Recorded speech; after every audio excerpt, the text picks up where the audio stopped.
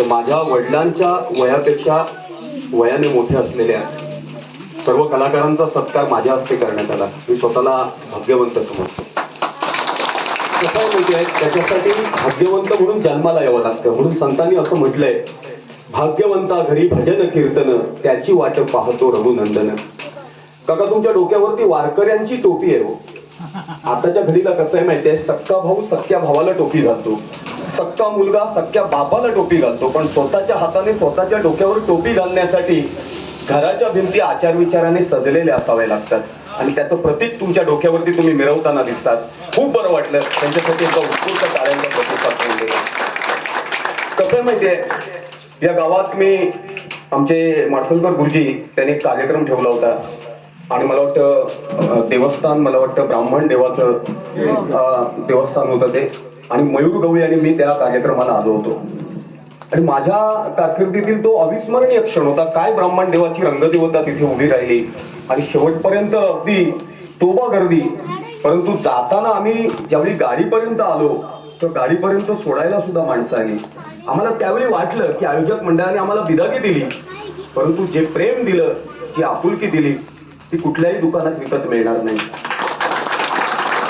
आणि जवळजवळ 15-20 दिवसापूर्वी मला फोन आला. मला म्हणाले, तिसऱ्या दिवशी ज्येष्ठ भजनी कलाकारांचा सत्कार करायचा आहे. तर मी त्यांना म्हटलं की कार्यक्रम कन्फर्म असला तर सांगा. कारण कसं असतं माहितीये की चतुर्थीच्या पिरियडमध्ये नवरात्रापर्यंत सातत्याने कार्यक्रम असतात, त्यावेळी कुठेतरी आपण शब्द दिलेला असतो. ते म्हणाले कार्यक्रम कन्फर्म आहे. पण झालं का, परत 8 दिवसांनी फोन केला. म्हणाले दुसऱ्या दिवशी आम्ही कार्यक्रम आयोजित केला आहे. मग मला सगळं माझं शेड्यूल सगळं पुन्हा ट्रॅकवरती आणावं लागलं. जयवंत राऊळ या ठिकाणी बसलेत. खरं बघायला गेलं तर हा फार मोठा माणूस आहे.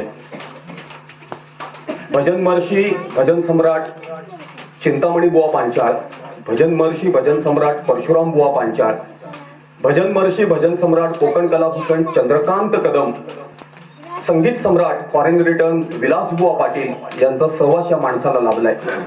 जवळजवळ 47 वर्ष पांचाळ बुवांचं भजन त्यांनी सांभाळलेलं आहे. म्हणजे पांचाळ बुवांना लागणारा कोरस, पांचाळ बुवांना लागणारी पेटी, पांचाळ बुवांना लागणारा पखावाज वादक, हे काही पांचाळ बुवांना बघावं लागायचं नाही. जयवंतला फोन केल्यानंतर सगळं अगदी सुरळीतरित्या ज्या जाग्यावरती कार्यक्रम आहेत त्या जाग्यावरती उपलब्ध करून देण्याचं पुण्याचं काम त्यांनी केलंय. मुंबईला अनेक कार्यक्रम आम्ही केले, आम्ही एकत्रित असतो, अगदी थिएटरी कार्यक्रम सुद्धा केले.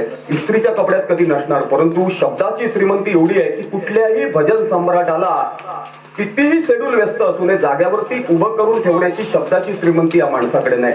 म्हणून या माणसाला का बोलवलं, कारण समजलं पाहिजे भविष्यात एखादी भजन संस्कृतीशी संबंधित असलेली कार्यशाळा घ्यायची असेल तर या माणसाला संपर्क साधल्यानंतर एखादा दिग्गज बुवा तुमच्या गावात तो घेऊन येऊ शकतो.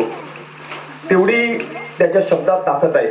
आणि त्यातून कुठेतरी युवकांना, म्हणजे अशा युवकांना मार्गदर्शन मिळू शकतं. म्हणून या व्यक्तीला मी या ठिकाणी आणलं, कारण ही भविष्य काळाची नांदी ठरू शकते. मित्र हो, पूर्वीच्या काळातलं भजन हा खडतर प्रवास होता. म्हणजे जसे दशावतारी कलाकार रक्ताचं पाणी करायचे, तसं भजनी कलाकार सुद्धा रक्ताचं पाणी करायचे. पूर्वीच्या काळात शिकण्यासाठी संगीत विद्यालय नव्हती. जे कोण वडीलधारी ज्येष्ठ भजनी बुवा होते त्यांच्या कार्यक्रमाला जायचं, त्यांचा संपूर्ण कार्यक्रम ऐकायचा, घरी आल्यानंतर चिंतन करायचं, मनन करायचं आणि त्यानंतर घरात किंवा गुरावरती गेल्यानंतर त्या ठिकाणी रियाज करायचा. तेवढी ती सोपी गोष्ट नव्हती. असा खरतर कालखंड. जेवढे बुवा त्या लौकिकाला पात्र आहेत तेवढेच त्यांना सात्संगत करणारे पखावाज वादक सुद्धा त्या संपूर्ण आनंद मिळायचे खऱ्या अर्थाने केलेदार आहे. असं मी म्हटलं तर चुकीचं ठरणार नाही. आणि बुवा कितीही गाणारा असला, पखावाज वादक कितीही चांगला वादक असला, इतर सगळे कोरसचे सदस्य येऊन भजनामध्ये एकरूप होत नाहीत तर एकटा भजनी बुवा भजन करू शकत नाही.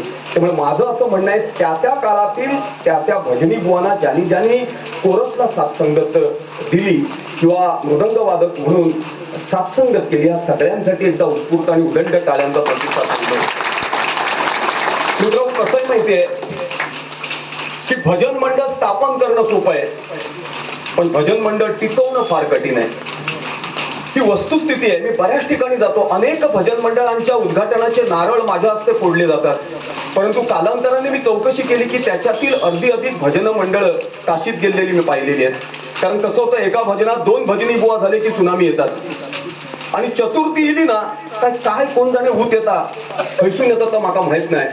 प्रत्येकाक वाटतं माझो नातू पेटीवर बसा खोयो, प्रत्येकाक वाटतं माझो झील पेटीवर बसा खोयो, पण तेवढी ती सोपी गोष्ट नाहीये.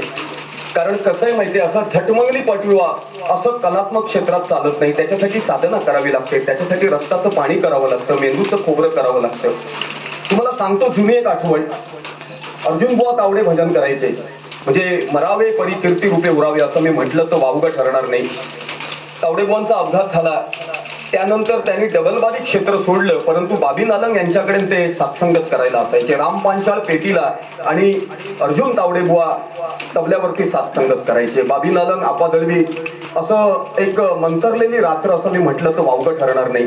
नंतर तब्येत साथ देत नव्हती, त्यामुळे रामपांचाळ यांच्या बरोबरीनं गजानन देसाई सात्संगत करू लागले वालावलकर दशावतारांकडे. आणि ते गजानन देसाई सुद्धा वालावल सारख्या ग्रामीण भागातून सफर करायचे. आणि त्या काळात जयवंत राऊळ यांच्यामुळे माऊली सावंत यांच्यासारखा गुरु त्यांना लाभला आणि पुढच्या कालखंडात परशुराम बुवांना सुद्धा त्यांनी सात्संगत केली.